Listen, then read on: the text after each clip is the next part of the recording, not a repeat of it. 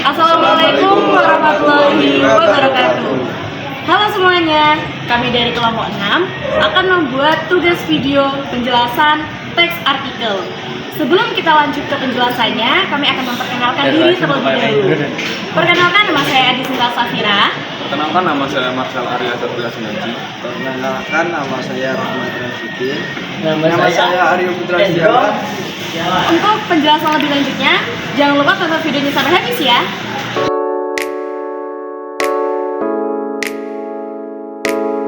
Setiap hal yang kita coba untuk menyampaikan sesuatu dalam sebuah tulisan tentunya mempunyai sebuah tujuan. Tulisan-tulisan tersebut misalnya teks prosedur. Teks prosedur ini juga mempunyai sebuah tujuan, yaitu untuk memberikan suatu pengarahan.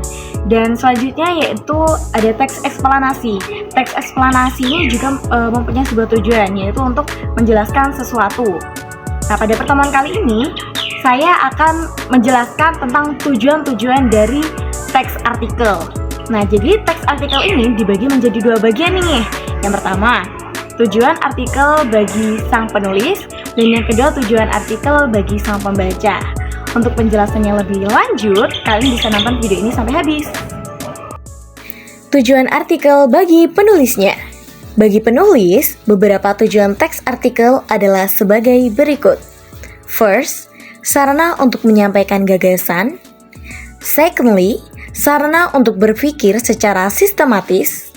Thirdly, sarana publikasi hasil pemikiran secara ilmiah. Fourthly, sarana untuk menguraikan atau membahas pokok masalah yang telah ditentukan oleh peneliti.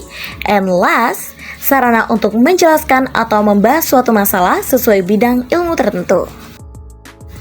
Tujuan artikel bagi pembacanya. Nah, itu tadi beberapa tujuan artikel bagi penulis.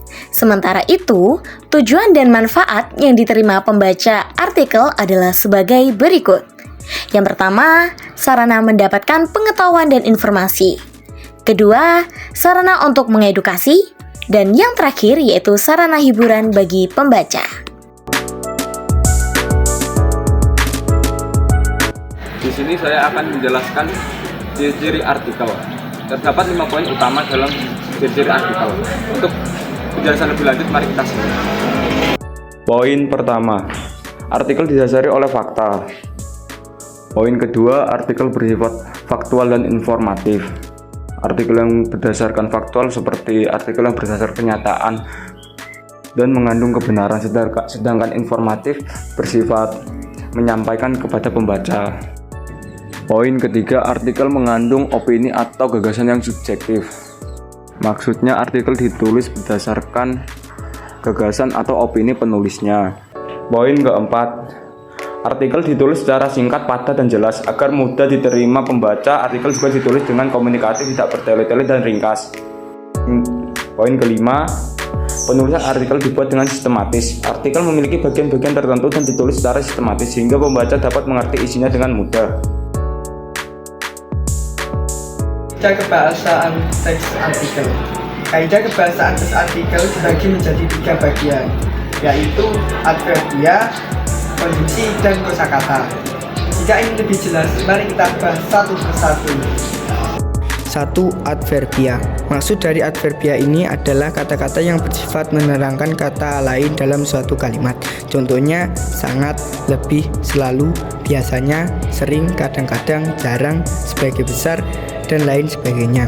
Fungsinya untuk meyakinkan pembaca melalui penegasan tersebut.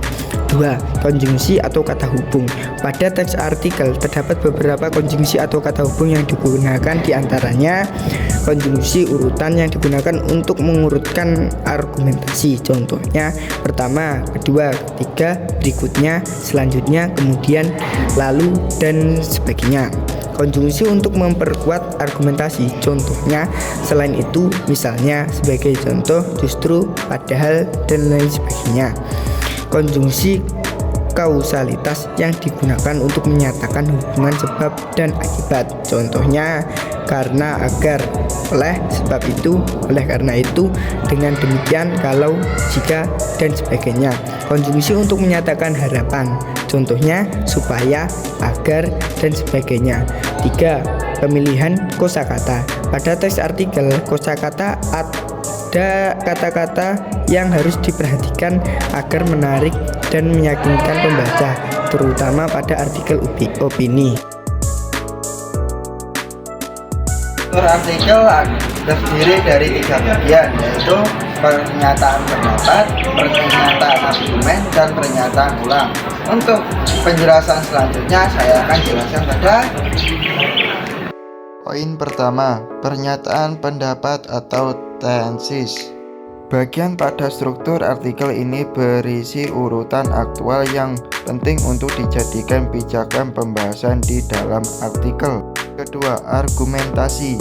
Bagian argumentasi yang berisi permasalahan yang cocok dibahas dan akan dikupas secara faktual dan informatif. Ketiga, pernyataan umum atau reiterasi. Bagian struktur artikel yang terakhir yakni berisi kalimat kunci yang merangkum pembahasan ke dalam bentuk simpulan.